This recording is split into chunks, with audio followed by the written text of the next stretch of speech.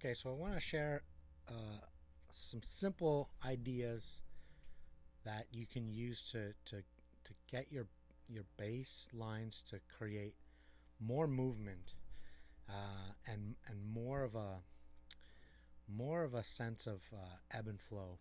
Okay, so let me explain what I mean by that.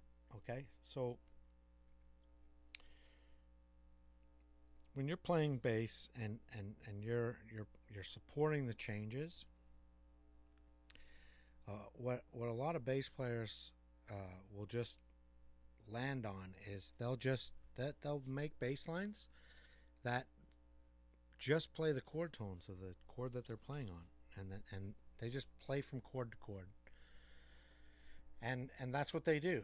Uh, they they're while they're in that particular change, they're playing the chord tones that support that chord, and this is kind of like what a lot of people are taught to do, and you can make some cool sounding stuff. What where the issue with playing like this, in my mind, or the shortcoming to playing like this is it can start to feel like a little bit like overly. It can feel static for one. It can kind of feel it can it it it lacks like a sort of a ebb and flow, a push and pull. Um, uh, and you kind of end up, I think you end up like you end up being like too inside, like you end up being like way too like obvious sounding. There's no real surprises. Okay, there's no surprises there. And so so this idea I want to talk about here is really simple, and it goes like this. Okay, um, and I'm going to try to come up with a couple of examples here so that I can illustrate this for you. But so for one, when you're in a chord, let's stick with C major because it's convenient. You can play the chord tones however you want.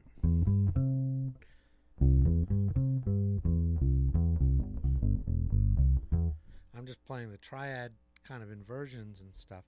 You can do that all day long and do tons of cool stuff. But just playing the chord tones like without anything outside of the chord tones, it starts to sound very like inside. There's no movement. There's no tension in there. Even even just introducing. I did a video previously. I talked a little bit about the idea of like diamond triads, where you add another non-chord tone to your triad to kind of give it a little bit of restlessness to help free it up from being very like constantly supporting. Okay, um, and one of the examples I showed was like on a C major, just throw the two in that triad. That two is great because it wants to go down, it wants to go up, it wants to go up a fourth or down a fifth. Like that two loves to play with the chord tones. And if it wasn't there,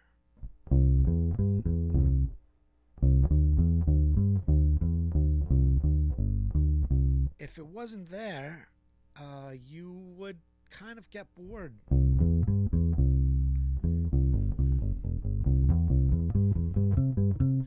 Like you're just always in. Uh, there's no drama, you know? There's no ebb and flow. So this idea I talked a little bit about. So I want you to take this idea now and start thinking about like, well, let's think about that and how we are transitioning from like one chord to the next. Okay, so let's say we got a C major going to an F. What can we do? So this is a similar idea. Let's reserve a part of, let's say we got a bar of C. Okay, quarter notes. 1, 2.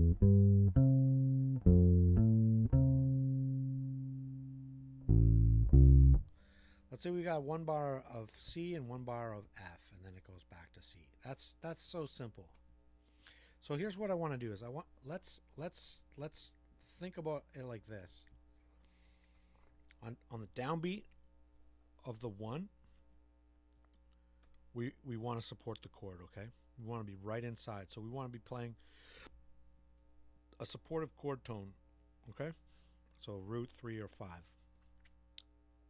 The root or the 3 are very supportive. The 5's a little more ambiguous, but it'll do the job. But that's what we want to do on the 1 beat. Okay, and then you've got the 2 beat, the 3 beat, the 4 beat, and then the next bar. Okay, so on that 4 beat, okay, we want to use that as an opportunity to open the door to the chord we're changing to. Okay, and we want to use some interval, and it doesn't have to belong to the chord. Okay. It's kind of better if it doesn't, actually. It can, but it's almost more surprising if it doesn't. Because then all of a sudden you're like, whoa, there's some instability here. Like, where are we going? And this is what opens the door to that next chord change, okay? So let's look at some ideas of moving from that C to the F, okay? So I could go 1, 3, 5,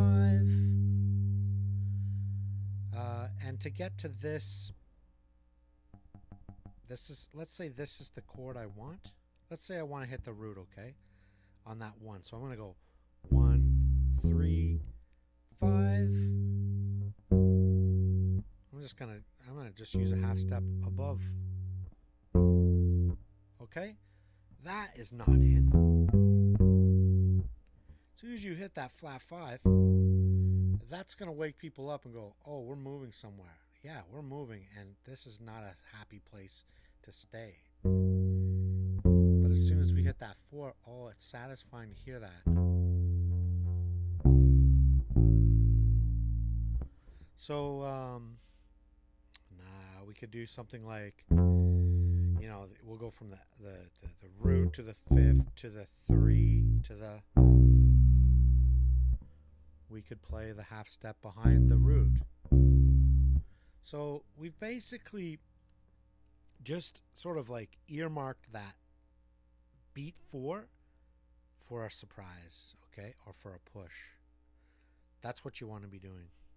You want to be pushing. And you can push hard or you can push soft. It's up to you. This is the art. This is the art form of playing bass. You get to decide how hard you want to hit it, right?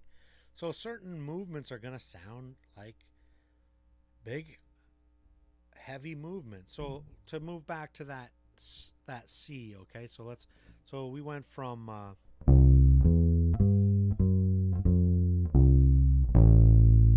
C. I just played the F, the root, the 5, the 3. I want to put a heavy landing on this C that I'm setting up. I'm going to hit maybe the G, okay? Which is the 5th of that C. It wants to go to that. I could play its, but that's an example. I could put that half step above, just like I did on the F I was moving to. Let's hear what that sounds like.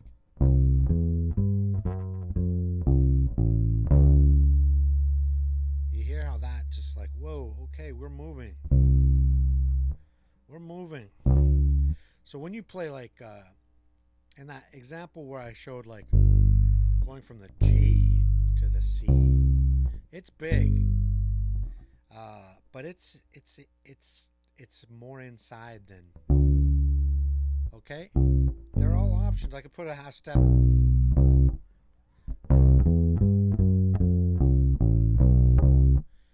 Um, you know, if that F was a 7 chord and I play like a major 7 to get to here, to get to that C again, it's going to sound outside and it's going to have a push.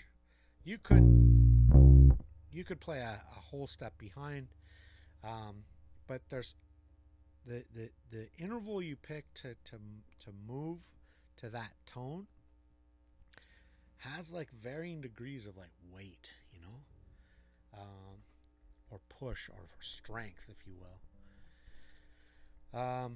So yeah, that's a great way to.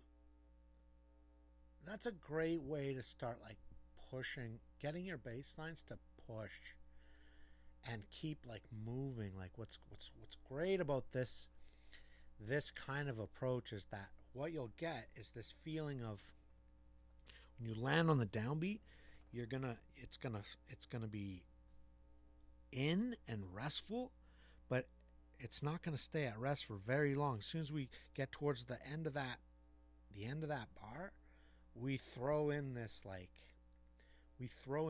tension. We purposely put it there, wake people up, like we're moving. And as I said, you know, you don't have to stick with the chord tones that belong to that bar.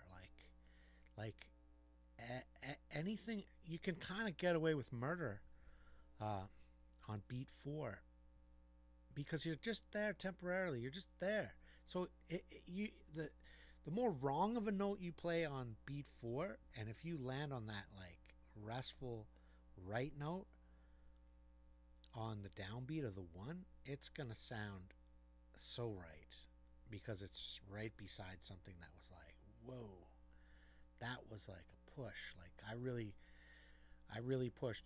And here's the other thing about playing with this kind of idea in mind, okay, is you'll start thinking differently about how you play bass, because you're not going to be thinking, oh, what's a cool, like, you're not going to be thinking what's a great